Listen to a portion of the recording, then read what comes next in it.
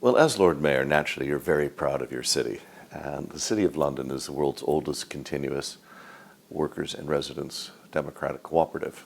We've been holding elections since about 640 AD, when we began electing sheriffs. The role of Lord Mayor began in 1189, so it's a recent role, and we're still trying to work out quite what it does. But I boil it down into three things: commerce, community, and charity. So we are trying to create prosperity within our square mile. I don't know if there is a special moment of any kind. We'll be talking about a very special trip to China. Clearly the Lord Mayor Show, which is the world's oldest parade, has 250,000 people coming out on the streets. It's broadcast to millions around the world. Clearly, if that's your very first day in office, that's pretty exciting.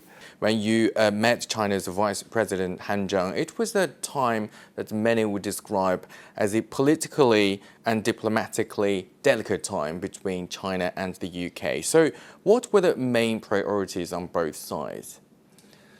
The thing that we were trying to look at, though, was to keep this dialogue going on trade and co-investment in a period, as you point out quite rightly, which was diplomatically rather sensitive. Vice President Han was wonderful. We had just short of an hour together. But I think there were two things that he emphasized with which I completely agree. The first was the need to look at China's overall investment, particularly in terms of pensions. The Chinese population is aging, and it needs to diversify, and that diversification is something that London is particularly good at. The second thing that we were very interested in were Vice President Han's remarks, quite good remarks about the importance of using Hong Kong as China's window out on the world and the world's window into China.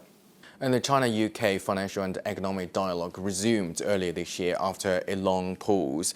So from your perspective, how would you characterize the current financial cooperation between China and the UK? The current financial cooperation is, frankly, really good. I think as you dig down into it a little bit further, areas of particular cooperation are therefore investment, but also green finance. Green finance has been a big thing. The City of London has been running an economic dialogue with China on green finance. Dr. Ma Jun, I think now getting on for 8 or 9 years. So it's been a particular area of cooperation there that leads naturally into technology. And so we're seeing a tremendous amount of technology investment from China, but we're also seeing a genuine interest in British firms in Chinese technology.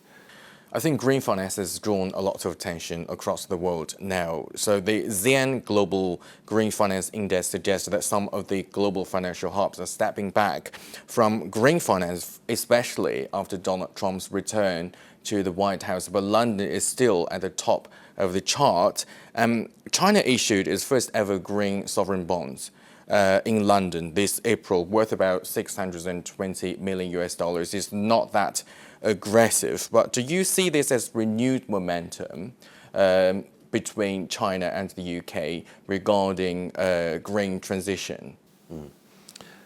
Well, as I said, we've had a long history of cooperation on green finance.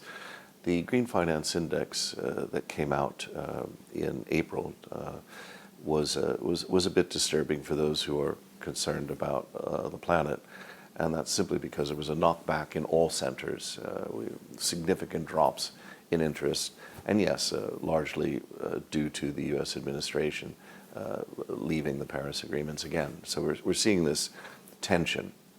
However, there is still a great ability to work together, and the Chinese bond is a good example of that.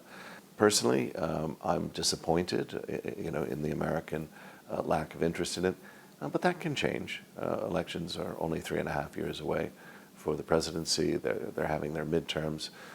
America is a divided country in many regards, and that means that a significant portion of the population are still very interested in green issues, and the other side of the population have got higher priorities. But we'll see where we go. Let's talk about London as the financial hub. And do you think London is still that competitive? I don't want to put my words in your mouth, but I guess that you're going to say yes. It's still very competitive. Well, you can't be a Lord Mayor and not be a bit of a booster. So yes. Why is London competitive? Well, since Brexit in 2016, 9 years ago, the workforce in London has increased from 525,000 to 678,000. The second fact, and one of the conversations we're having repeatedly in China as Lord Mayors, global assets under management in London have risen from 11% to 13% over the same 9-year period. They're actually managing more money. 2% of global assets is a huge number, and it's being managed by less than 1% of the world's population. That is the City of London's core strength, managing money on behalf of others. I would say it's a pretty rosy picture, but we do have a problem in listed equities. It's a pretty rosy picture, as you said, but the number of companies listed on the London Stock Exchange dropped by 60% since the 1990s. Yeah, what do you think led to this outcome? Some people would blame regulation, other people would blame forms of regulation like environmental and social governance requirements. Some would blame the accounting firms or the law firms taking fees out. Whatever it is, the product of listing on a listed exchange has become less attractive. It's not just London, it has been a global phenomenon. Our competitors in Singapore, Hong Kong, Dubai, and Abu Dhabi are definitely being far more open. And America seems to be retreating into very much an America first, American firm advantaged situation, which is ultimately, in our experience, not good for trade, not good for investment domestically or internationally. US President Donald Trump seems to be moving the US market single-handedly. Businesses don't like uncertainty. And do you think because of that, countries like UK, China, and many other players will be working together more closely? I believe we have an opportunity to work much more closely together. If you look at it, the US administration seems to want to rerun an experiment that was last run in 1930, 95 years ago, which I'm referring specifically to the Smoot-Hawley tariffs. This was an attempt to protect and encourage US industry. It ferociously backfired and is well recognized to have exacerbated the Great Depression in America. So I am a big proponent of things like the CPTPP, the trade bloc that Britain joined in December. Is there a way that we can get China observer status? Should other countries be joining it? Could the EU join that club in some specialized form? And I think the more that we can prove that free and open trade benefits the world, we can look back 3.5 years from now and say, you chose this path for your experiment, we chose this one, and we put our money where our mouth is kind of what I'm daring governments around the world to do. Looking into the future, do you think London's role as a financial hub will be more important because of the trade tariffs and the trade barriers we're looking at right now? Definitely. You said earlier that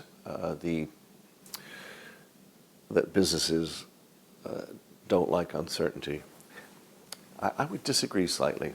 Mm-hmm. They like uncertainty, you think? Of course they do. They do? Yeah. If you knew what the price of something ought to be, you don't need markets. We actually like uncertainty. What we don't like is uncertainty about how the rules of the game will change. What we're seeing right now is capricious, rapid change followed by backfiring. So we don't know how the rules will change. And that's what businesses really want to know. How are the rules going to change? And then they can live with that. Within those rules, there's a lot of uncertainty, and we love it. That's what we thrive on. That's why we talk about risk and reward all the time. So I think the problem for America has been that they're tearing up the way in which the rules change and leaving it to, as I said earlier, some very capricious, overly snap decisions.